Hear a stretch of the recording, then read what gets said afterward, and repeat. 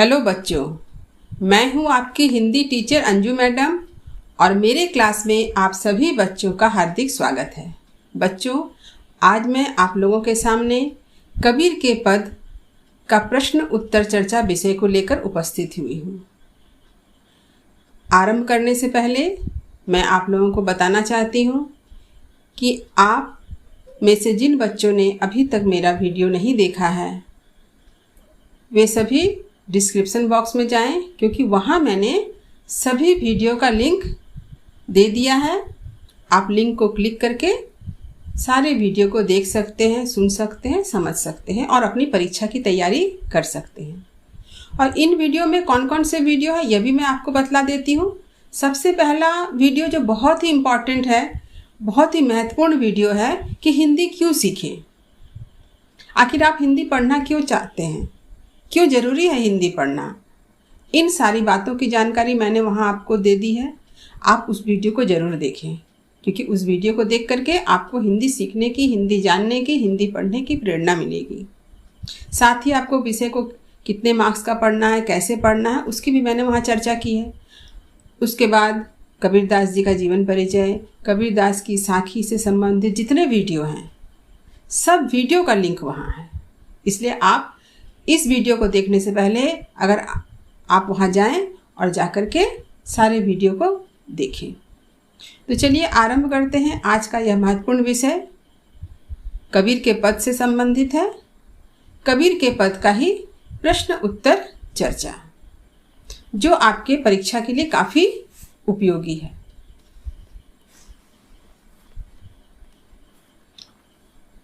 कबीर के पद का अर्थ तो मैंने आप लोगों को बतला ही दिया है। आपने 2 पद पढ़ा, प्रत्येक पंक्ति की मैंने व्याख्या कर दी है। प्रत्येक पंक्ति से ही प्रश्न हो सकते हैं। आपके परीक्षा के लिए प्रत्येक पंक्ति को ही याद करना बहुत ही ज़्यादा महत्वपूर्ण है। अगर आप एक भी पंक्ति को नहीं पढ़ेंगे, देखेंगे वहीं से प्रश्न आ गया। फिर भी मैं संक्षिप्त रूप से आपके सामने कुछ प्रश्नों को लेकर आई हूँ, साथ ही साथ उसके उत्तर को भी बतला दूंगी। लेकिन मेरे उत्तर बतला देने का यह अर्थ नहीं है कि आप उसको तुरंत लिख लें। आप पहले अपनी कॉपी में प्रश्न को उतारिएगा, फिर मेरे अर्थ वाले वीडियो को देख करके उस प्रश्न के उत्तर को लिखने की स्वयं कोशिश कीजिए। अगर नहीं लिख पाते हैं तो वीडियो को 1-2 बार देख करके अर्थ को अच्छी तरह से समझिए और स्वयं लिखिए। उत्तर तो आपको मिल ही जाएगा। मैंने तो आपको उत्तर बता ही दिया है, लेकिन सार्थकता किस बात में है, जब आप स्वयं उस उत्तर को लिख सकें और उसके बाद मेरे उत्तर से मिलाकर आप उसे देख सकते हैं। समझ लीजिए एक तरह से आप चेक कर लेंगे कि आपने जो लिखा है वह सही है कि नहीं है। तो 1 नंबर प्रश्न इस प्रकार है, कबीर ने माया को क्या कहकर पुकारा है। तो कबीर ने माया को महाठगिनी माना है। उसने माया को क्या कहा है, ठगने वाली। दूसरा प्रश्न है, कबीर महाठगिनी क्यों कहते हैं। तो किसे महाठगिनी कहते हैं, माया को क्यों कहते हैं। वे ऐसा इसलिए कहते हैं कि माया जो है वो हमें सांसारिक आकर्षणों, भ्रम में फंसाए रखती है और हम इस कारण झूठ को सच मान बैठते हैं। यानी संसार में जो कुछ भी नश्वर है, नष्ट होने वाला है, हम उसे ही सत्य मानते हैं, उसे ही शाश्वत मानते हैं। जबकि शाश्वत क्या है, आत्मा है। आत्मा कभी नष्ट नहीं होती है, लेकिन माया के फंसकर हम लोग, माया के फंदे में फंसकर हम लोग आत्मा को ही झूठ मान लेते हैं और सांसारिक वस्तु को ही सत्य मान लेते हैं। माया के हाथों में क्या है। तो माया के हाथों में सत्य, रज, तम, ये 3 गुणों से युक्त जो है एक फंदा है। जिस फंदे से माया क्या करती है, संसार में रहने वाले 3 गुणों से युक्त जितने भी जीव हैं सबको अपने फंदे में फंसा लेती है। यानी माया का प्रभाव से कोई बचा नहीं है। सबके ऊपर माया अपना प्रभाव कम ज़्यादा डालती ही है। माया की वाणी कैसी है। माया की वाणी मधुर है, मीठी है। बोले मधुरी वाणी, क्योंकि ये मीठी बोली बोलती है, इसीलिए तो सबको अपने फंदे में फंसा लेती है। अगला प्रश्न देखिए, किसकी कहानी को कबीर ने अकथनीय कहा है? अकथनीय नहीं कहे जाने वाली, मैंने माया के बारे में क्या कहा जाए। जैसे हम लोग कभी कुछ बात का उल्लेख करते हैं, कुछ कहते हैं, तो कहते हैं ना कि क्या उसकी बुराई करें, क्या उसकी प्रशंसा करें। कभी जब कोई अच्छा होता है तो उसकी इतनी प्रशंसा होती है तो हम लोग कहते हैं ना, हमारे पास शब्द नहीं है कहने के लिए, वो इतना अच्छा है, इतना भला है कि उसके लिए क्या कहें, हमारे पास तो शब्द ही नहीं है। ठीक उसी तरह से जब किसी की बुराई होती है, कोई बुरा व्यक्ति है, तो उसके बारे में भी कहते हैं वो इतना खराब है, इतना बुरे प्रकृति का है कि उसके बारे में क्या कहा जाए, शब्द ही कम पड़ जाते हैं। ठीक उसी तरह से यहाँ पर भी कहा गया है कि माया को अकथनीय कहा गया है। क्यों कहा गया है? कि माया जिस तरह से संसारिक मनुष्य को, देवताओं को, सबको अपने जाल में फंसा लेती है कि उसकी कहानी अब कहीं नहीं जा सकती, कोई शब्द नहीं बचा उसके लिए, क्या कहा जाए। इसलिए कहा गया है माया को अकथनीय। अगर ये प्रश्न आ जाता है कि माया को क्यों कहा जाता है, तो आप यही कहेंगे। कबीर ने झूठे तन, ये क्यों कहा है? यानी तन को झूठा क्यों कहा है? कहने का कारण यह है कि हम लोग माया के कारण ही तो नश्वर वस्तु को सत्य मानते हैं। नश्वर मतलब नष्ट होने वाला। तो ये हम लोग का शरीर जो है, जो मानव शरीर या किसी जीव का शरीर जो है, ये तो नश्वर ही है, नष्ट होने वाला है। यह कभी भी हमेशा के लिए नहीं रहता है। आज हम जिंदा हैं, लेकिन एक समय के बाद हमारी क्या होगी? मृत्यु हो जाएगी। यानी हमारा शरीर जो है वो नश्वर है, ये नष्ट हो सकता है। तो नश्वर वस्तु ही झूठा है और उसी को हम लोग सत्य मान करके अहंकार करते रहते हैं। तो कबीरदास जी ने तन को नश्वर कहा है।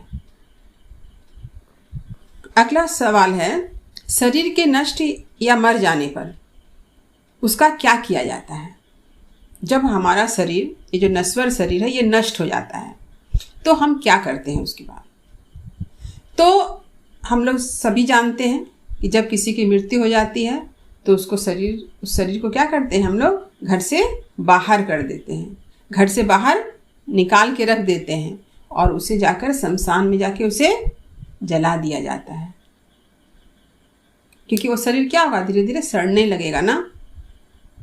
और ये शरीर जो है मिट्टी का शरीर, अंत में मिट्टी में मिल जाता है। हम लोग क्या सुनते हैं आज तक आया कि ये शरीर मिट्टी का बना हुआ है। क्यों कहते हैं मिट्टी का बना हुआ? इसीलिए कहा जाता है कि जब इसकी मृत्यु हो जाती है, हमारे शरीर की जब मृत्यु हो जाती है और इसको जब जला दिया जाता है तो ये सब कुछ कहाँ? मिट्टी में मिल जाता है। इसी में एक बात और जानिए कि कभी कभी आप लोगों ने यह भी सुना होगा कि हमारा शरीर जो है पंच तत्वों से निर्मित है। इसे आप नोट कर लीजिए एकदम। ये पंच तत्व क्या हैं? ये पंच तत्व है धरती यानी मिट्टी, आकाश, उसके बाद है जल, वायु, अग्नि। इसी से हमारा शरीर बना है। इसीलिए जब शरीर को जलाया जाता है तो कुछ तत्व जल में बह जाते हैं, कुछ मिट्टी में मिल जाती है, अग्नि को समर्पित हो जाती है, कुछ धरती में चली जाती है, कुछ आसमान में चली जाती है, कुछ हवा में विलीन हो जाती है। धुआं होके हवा में विलीन हो गई और आसमान में समा गई। तो इसीलिए जो कहा जाता है हमारा शरीर पंच तत्वों का बना हुआ है। इसीलिए कहते हैं कि शरीर नष्ट होने के बाद पंच तत्व में ही विलीन हो जाता है। तो इन सारी बातों की जो जानकारी मैं आप लोगों को बीच बीच में देते रहती हूँ, इन सारी बातों को भी आप अपने कॉपी में नोट कर लीजिए। हर बात जरूरी नहीं कि मैं आपको लिखा रही हूँ, लेकिन मैं जो कह रही हूँ यह भी तो महत्वपूर्ण है, इसे भी आपको सुनना है। आप नहीं सुनेंगे तो मेरी हानि होगी कि नहीं होगी मुझे मालूम नहीं, लेकिन आपकी हानि तो अवश्य हो जाएगी। और मैं चाहती हूँ कि आप किसी तरह से हानि की तरफ जाए ही नहीं, आपको लाभ ही लाभ मिले। इसीलिए जितना संभव हो सकता है मैं आपको छोटी छोटी बातों की भी जानकारी देती रहती हूँ। इसलिए वीडियो को जब भी देखें पूरा देखें। अगर आप पूरा नहीं देखते हैं, बीच बीच से देखेंगे, तो आप देखेंगे बहुत सारे मुख्य बातों को आपने सुना ही नहीं है। और फिर जब परीक्षा में सवाल आ जाएगा तो आपको लगेगा कि ये सब तो कुछ पढ़ाई ही नहीं हुई है। लेकिन एक एक चीज को, एक एक शब्द को मैं बारीकी से आप लोगों को समझा रही हूँ, कैसे कैसे प्रश्न आते हैं यह भी मैं आप लोगों को बता रही हूँ। कैसे विषय को पढ़ना है, अब कैसे विषय को पढ़ना है और कैसे आप परीक्षा की तैयारी करेंगे, इस पर भी मैंने एक वीडियो बनाया है। जिन बच्चों ने देखा ये बहुत अच्छा काम किया, उन्होंने देख लिया। लेकिन जिन बच्चों ने अभी तक नहीं देखा है उनसे मेरा अनुरोध है कि आप डिस्क्रिप्शन बॉक्स में जाएँ, देखिएगा वहाँ भी इस वीडियो का लिंक दिया हुआ है, आप इस वीडियो को भी देखें, क्योंकि यह वीडियो भी आपके लिए काफ़ी लाभदायक है। क्योंकि मैं आपको समझाने का भी काम करती हूँ, आपको रास्ता दिखाती हूँ। सिर्फ मेरा पढ़ाना उद्देश्य नहीं है कि मैं आपको पढ़ा दी मेरा काम खत्म हो गया, मेरा दायित्व खत्म हो गया, नहीं। मैं आप लोगों को समय समय पर समझाती भी हूँ और आपको अपने दायित्व से आपका क्या दायित्व है इसका भी बोध कराती हूँ कि आप किस तरह से पढ़ें, कैसे अच्छे मार्क्स लाएं, इस बात पर भी आप ध्यान दें। चिता पर हड्डियां कैसे जलती हैं? चिता जैसे किसी को जलाते हैं, मरे हुए व्यक्ति को, तो उसको चिता कहा जाता है। तो ये सारा उत्तर आपके पद से ही है कि चिता पर हड्डियां लकड़ी की तरह जलती है। जैसे सूखी लकड़ी जल जाती है वैसे ही हमारे शरीर की हड्डियां भी जल जाती हैं। हमारा शरीर कैसे जलता है? देखिए एक ही उत्तर है, दोनों उत्तर एक ही जैसा है, प्रश्न अलग अलग तरह के हैं, उत्तर एक ही सा होगा। जैसे हमारी हड्डियां लकड़ी की तरह जल जाती है और हमारे केस जो हैं वो तिनके की तरह जलती है। ये इसमें एक जोड़ा गया है क्योंकि यहाँ शरीर शब्द का उल्लेख किया गया है और ऊपर वाले में हड्डी का है, तो वहाँ सिर्फ हड्डी का उल्लेख है उत्तर में और दूसरे वाले प्रश्न में पूरे शरीर का है, हड्डी के साथ केस राशि। अगला प्रश्न है, जम का दंड का क्या तात्पर्य है या क्या अर्थ है? जम का दंड, जम कहा गया यमराज को और दंड मतलब डंडा, यानी यमराज की मार, यमराज का डंडा। जब तक यमराज की मार हमें नहीं मिलती है तब तक हम लोग जीवन की सत्यता को समझ नहीं पाते हैं कि सही क्या है और गलत क्या है, सच क्या है, झूठ क्या है। हम लोग झूठ को सच और सच को झूठ मान करके जीवन में आनंद उठाते हैं। कबीर की मृत्यु कब और कहाँ हुई थी? ये अंतिम प्रश्न है। कबीर की मृत्यु जो है सन 1518 ईस्वी में मगहर में हुई थी। तो देखिए मैंने आप लोगों को ज़्यादा प्रश्न नहीं दिया है। प्रश्न नहीं देने का यह कारण है कि आप स्वयं भी कुछ प्रश्नों का निर्माण करें। जैसे एक कहानी है कि आप लोग सुनिए इस कहानी को, कि एक आदमी था, उसे मछली खाना बहुत अच्छा लगता था। तो उसके एक मित्र क्या करते थे, उसे रोज एक मछली बनाकर लाकर देते थे, लेकिन वह व्यक्ति घर बैठे मछली खाता था, वो कुछ करता नहीं था। तो अचानक उसके मित्र के दिमाग में यह बात आई कि इसको अब रोज मछली बनाकर देने से अच्छा है अगर इसे ही मछली पकड़ने सिखा दिया जाए, तो क्या होगा, ये आत्मनिर्भर बन जाएगा। और उसके उस मित्र ने उसे मछली पकड़ना सिखा दिया। अब वह मित्र क्या करता है, खुद मछली पकड़ता है, खुद बनाता है और खुद खाता है। अब उसे दूसरे मित्र के भरोसा में रहना नहीं पड़ता है। तो ये है आत्मनिर्भरता। पढ़ने लिखने में भी आत्मनिर्भर बनना बहुत जरूरी है। आप साइकिल चलाते हैं, स्कूटी चलाते हैं, गाड़ी चलाते हैं, तो क्या आपको हमेशा कोई आपके पीछे बैठकर सिखाता है? नहीं, आरंभ में सिखा देता है, उसके बाद आप अपने दिमाग से सोच समझकर गाड़ी चलाते हैं। ठीक उसी तरह से मैं आप लोगों को रास्ता दिखा रही हूँ, आरंभिक रूप से सिखा रही हूँ, ताकि आप खुद भी सीखिए। इससे क्या होगा, आने वाले समय में जब आप कॉलेज में भी पढ़ेंगे, यूनिवर्सिटी जाएंगे, तो वहाँ पर भी आपको पढ़ने का तरीका मालूम होगा कि मैडम ने कैसे सिखाया था, चलो उसी तरीके से पढ़ते हैं। कभी कभी ऐसा हो सकता है कि कोई आपको बताने वाला नहीं है, तो उस समय मेरी इन बातों को याद रखिएगा, इन्हीं बातों को याद करेंगे और अपना रास्ता बनाते हुए आगे बढ़ेंगे। मेरी बातों को सुन करके, समझ के भी आप अपने जीवन में इसका लाभ उठा सकते हैं। तो वीडियो को लाइक करें। सभी बच्चों में, जो बच्चे 2021 में हायर सेकेंडरी का एग्ज़ाम देने वाले हैं, उन सभी बच्चों को यह वीडियो शेयर करें ताकि उन्हें भी लाभ मिले, उन्हें भी पढ़ने का एक रास्ता मिले कि कैसे पढ़ेंगे। और जिन बच्चों ने अभी तक वीडियो को सब्सक्राइब नहीं किया है, मेरे चैनल को सब्सक्राइब नहीं किया है, वे चैनल को सब्सक्राइब करें।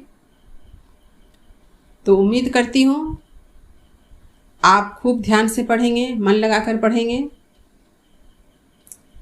आपसे फिर मुलाकात होगी मेरी एक नए वीडियो में, जहाँ मैं एक नए विषय को लेकर के आपके सामने उपस्थित रहूँगी।